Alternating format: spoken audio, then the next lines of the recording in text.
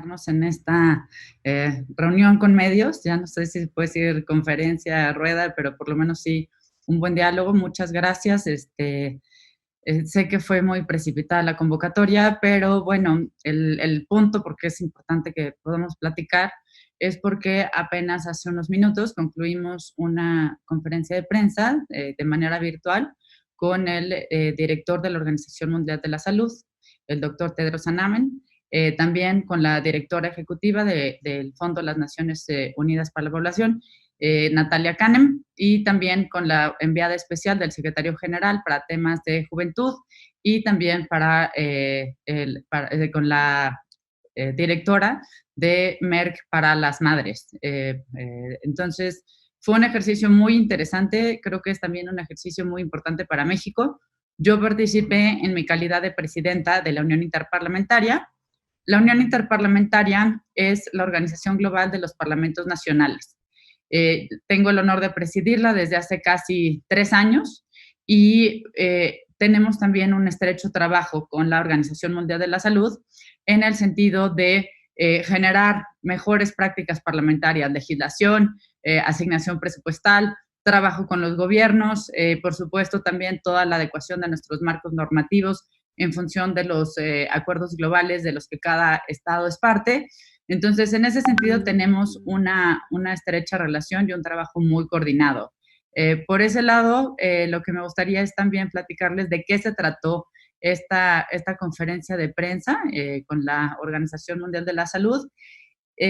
Básicamente, tenemos también a invitación del secretario general de la ONU un comité que se llama Cada Mujer, Cada Niño. Este comité tiene un consejo, un comité directivo del que formo parte. Entonces, bueno, es una iniciativa en la que buscamos promover y trabajar de manera muy decidida en la salud materna, infantil, adolescente y neonatal. Lo que nos preocupa a todos es cómo la pandemia del COVID-19, está afectando a estos grupos de población. ¿Por qué nos preocupa? Pues porque en general vemos que lo que se ha dicho es que afecta más a los hombres, es que afecta más a las personas conforme van teniendo mayor edad. Y lo que vemos es que hay afectaciones que no son solamente médicas o solamente, digamos, en términos de generar síntomas de esta enfermedad, sino que hay otros factores asociados a esta pandemia que también pues generan consecuencias muy negativas y es precisamente lo que quisiera comentarles. Parte de lo que hablé en esa conferencia de prensa fue que, en efecto, esta pandemia del COVID-19 no solo tiene el impacto directo que vemos en los infectados, sino también una consecuencia indirecta en la disrupción de los servicios públicos de salud y en general también hasta privados, ¿no? Y también cómo va acentuando las desigualdades socioeconómicas y las desigualdades. Las mujeres tienen una afectación distinta a los hombres durante esta pandemia. Por ejemplo, 70% de los trabajadores de la salud a nivel global son mujeres. Las mujeres también son la mayoría de quienes hacen los cuidados en casa, la mayoría de quienes están trabajando en las farmacias o en las tiendas de alimentos. Y un dato que me parece muy importante son proyecciones del Fondo de las Naciones Unidas para la Población, que estima que las disrupciones en la salud sexual y reproductiva en todos los servicios en esta materia puede limitar el acceso a métodos anticonceptivos para 47 millones de mujeres. Y esto podría llevar a alrededor de 7 millones de embarazos no planeados si calculamos en momentos de 6 meses en los que la gente tenga que permanecer en sus casas o con restricciones de la movilidad. La violencia contra las mujeres también ha alcanzado proporciones del tamaño, pudiéramos decir, como si fuera una pandemia, porque se ha expandido en todo el planeta. Y se estima que cada día son asesinadas 137 mujeres a manos de algún miembro de su familia. Los niveles de violencia doméstica y de explotación sexual han incrementado como un resultado de las condiciones de confinamiento y del estrés económico. También niños y jóvenes, es indispensable ponerlos al centro de nuestras decisiones en esta pandemia, porque también tienen riesgos de ser víctimas. Ellos tienen el impacto, sufren el impacto de principalmente en materia socioeconómica educativa, por ejemplo, de, hay un estimado de entre 42 y 66 millones de niños que pueden caer en la pobreza extrema como resultado de la crisis de este año. También, por supuesto, las implicaciones, las complicaciones financieras que esto va a tener para las familias. Y si lo unamos al cierre de las escuelas, también esperamos que vamos a ver un incremento en la desnutrición infantil y esto nos parece de lo más grave, porque además tiene consecuencias en el bienestar y en la vida de los niños y de los jóvenes a corto, mediano y largo plazo. Los jóvenes, además, hay que decirlo, tienen una característica particularmente vulnerable en ciertas circunstancias, porque pueden ser los migrantes, pueden ser los jóvenes refugiados, pueden ser también los jóvenes que tengan VIH, que están teniendo acceso muy limitado a la información, a la educación y accesos de soporte social. Algo que también nos parece muy importante es que nos aseguremos los parlamentarios de todo el mundo, insisto, eso es parte de mi tarea. La UIP tiene 179 países como miembros. Nos tenemos que asegurar que esta pandemia no afecte de manera desproporcionada a las mujeres, a los niños y adolescentes, sino que entendamos que aquí hay una responsabilidad para construir mejores y más justas sociedades. Y para ello tenemos también que hacer nuestra tarea como legisladores. Tenemos que asegurarnos de que se toquen, perdón, asegurarnos de que se garanticen las respuestas, las soluciones a esta pandemia del COVID-19 y que protejamos y apoyemos a las personas más vulnerables. Como legisladora, yo sé que los parlamentarios tenemos una gran responsabilidad en esta materia porque nos toca la asignación del presupuesto, revisar los marcos legales y debemos entender que esa responsabilidad debe estar también al centro y enfocada a las soluciones y entregar resultados a la gente. Tenemos que priorizar la continuidad en los servicios, todos los servicios de salud, y por supuesto también será importante evaluar cómo podemos responder en otros servicios públicos y hay que incluir sin duda alguna la salud sexual y reproductiva, todo el acceso a los servicios de salud sexual y reproductiva, de vacunación, de nutrición, asegurar el acceso para todas las mujeres, para los niños y para los adolescentes.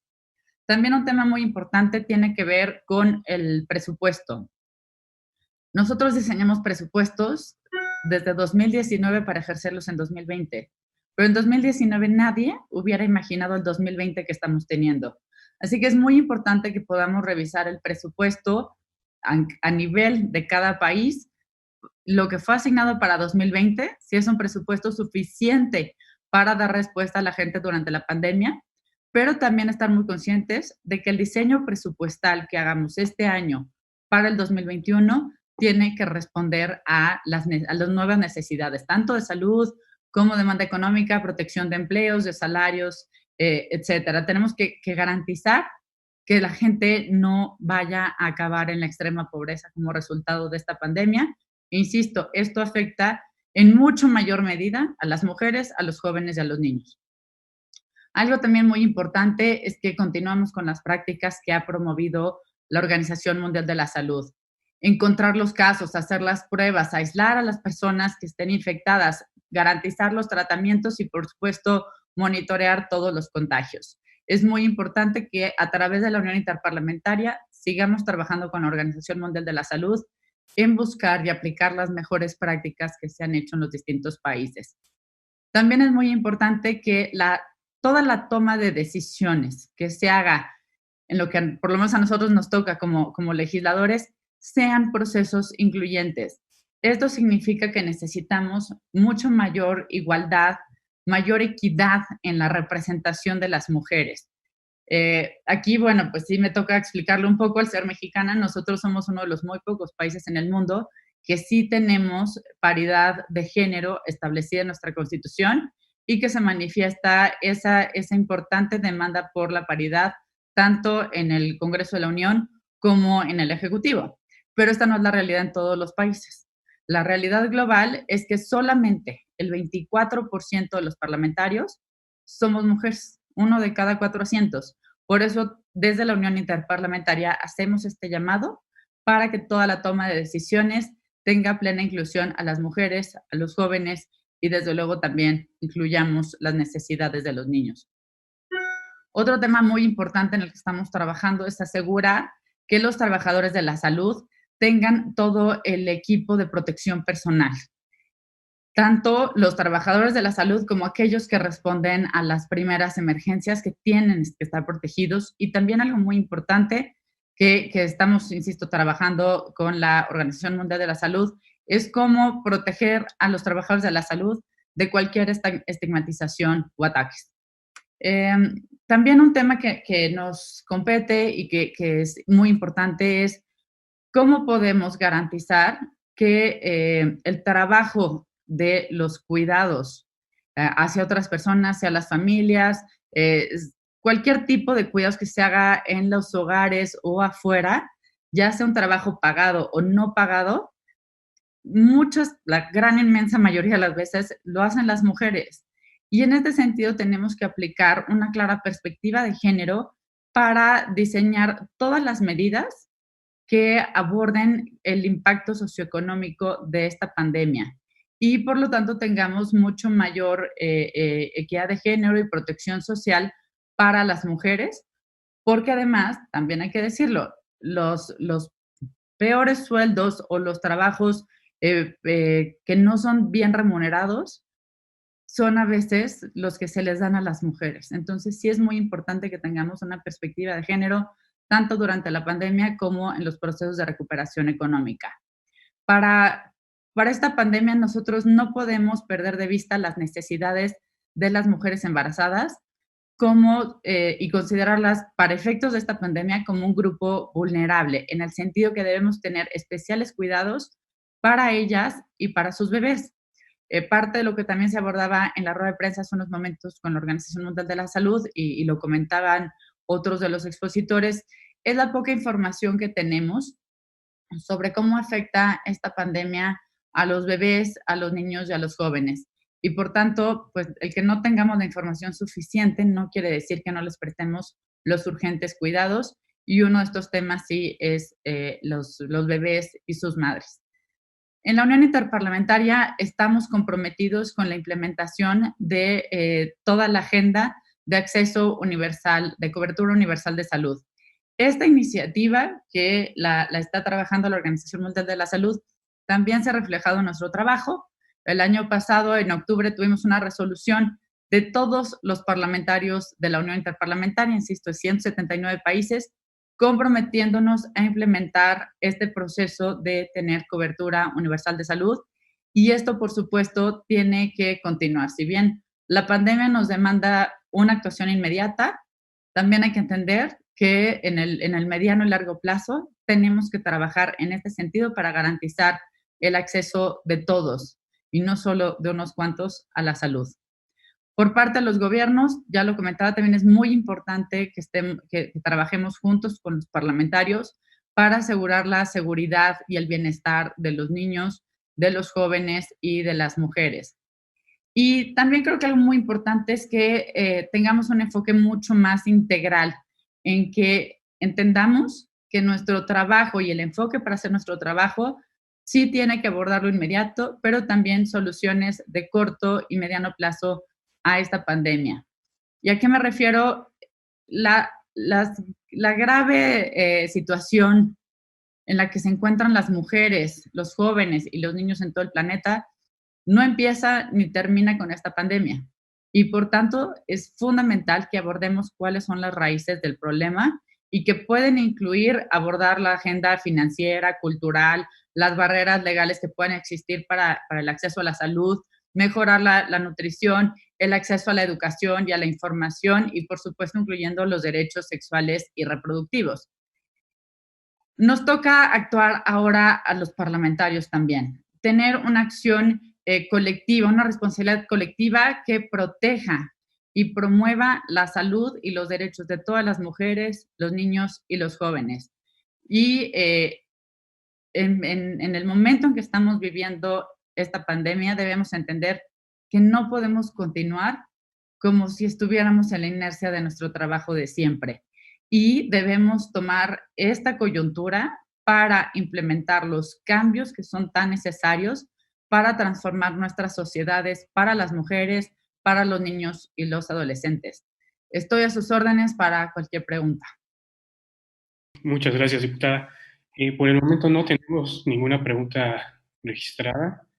Sin embargo, vamos a compartir con los medios comunicar el audio y el video para que nos ayuden a dar difusión con este importante tema. Muchas gracias, Diego. Bueno, nada más entonces para cerrar, en la sección de preguntas y respuestas en la rueda de prensa que tuvimos con la Organización Mundial de la Salud, uno de los temas también muy importantes fue la responsabilidad que tenemos, insisto, con la revisión de los presupuestos actuales, pero también con la claridad de los presupuestos que diseñemos para el 2021.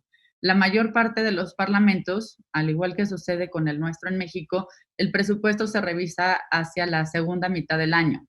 Y eso pues nos dará la posibilidad, sí, de tomar decisiones con mayor información, pero también entendiendo que las crisis que enfrentamos a nivel global no son menores.